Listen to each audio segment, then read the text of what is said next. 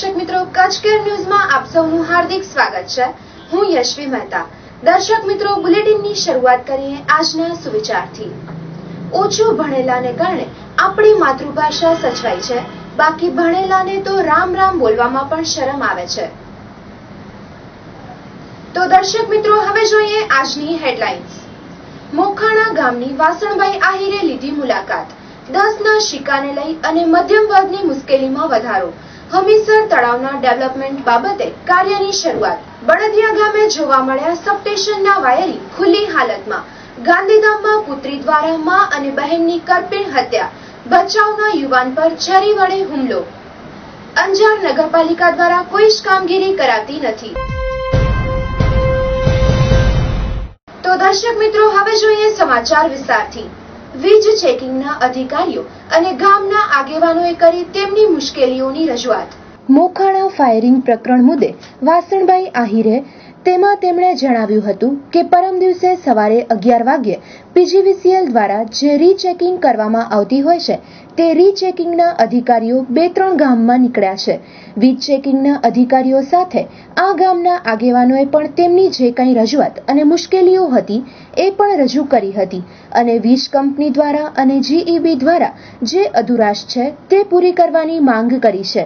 તેમજ પીજીવીસીએલ દ્વારા જે રેગ્યુલર ખેતીવાડીના કનેક્શન્સ છે એમાં મીટર લગાડવાની કામગીરી ચાલુ કરી છે। તો વધુ સાંભળીએ વાસણભાઈ આહિરના શબ્દોમાં। પરમ દિવસે સવારે 11 વાગે પીજીવીસીએલ દ્વારા જે ખેડૂતોની વીજ ચેકિંગ કરવામાં આવતી હોય છે એ વીજ ચેકિંગના અધિકારીઓ ડગારા, મોખાણા, ખંડિયાબા 2-3 ગામોમાં નીકળ્યા હશે અને વીજ ચેકિંગના અધિકારીઓ સાથે આ ગામના આગેવાનોએ પણ એની જે કંઈ રજૂઆતો કે મુશ્કેલી હતી એ પણ વાત કરી કે એટલી વીજ કંપની દ્વારા જીઈબી દ્વારા અધુરાશો છે એ જરા પેન્ડિંગ પૂરી કરો। સામાન્ય રીતે આપણે પીજીવીસીએલ દ્વારા જે રેગ્યુલર ખેતીવાડીના કનેક્શનો છે એ કનેક્શનોમાં આપણે મીટર લગાવવાની કામગીરી ચાલુ કરી છે। એમાં ક્યાંક લોસ જતું હોય એવા ફીડરોને આ લોકો ચેક કરતા હોય છે અને એના અનુસંધાને વીજ કંપની ત્યાં ગઈ, કંપનીના અધિકારીઓ ત્યાં ગયા અને વીજ કંપની સાથે આ ગામના આગેવાનો આ બંને મારી બાજુમાં બેઠા એ પૂર્વ સરપંચો છે એ લોકોએ વાત કરી। વીજ કંપનીના અધિકારીઓએ સંમત પણ થયા। એ લોકો સાથે બેસીને લગભગ 1-8 કલાક સુધી ચર્ચા થયા પછી એનો નિકાલ પણ આવવાની તૈયારી હતી અને એ દરમિયાન ગમે કોકે પલીતો ચાપ્યો અને આમાં ખેડૂતો ઉશ્કેરાણા। ખેડૂતોને પણ આ સ્વપ્નમાં ખ્યાલ નહીં કે આ રીતનું પછી તો કોઈક આમાં પલીતો ચાપશે।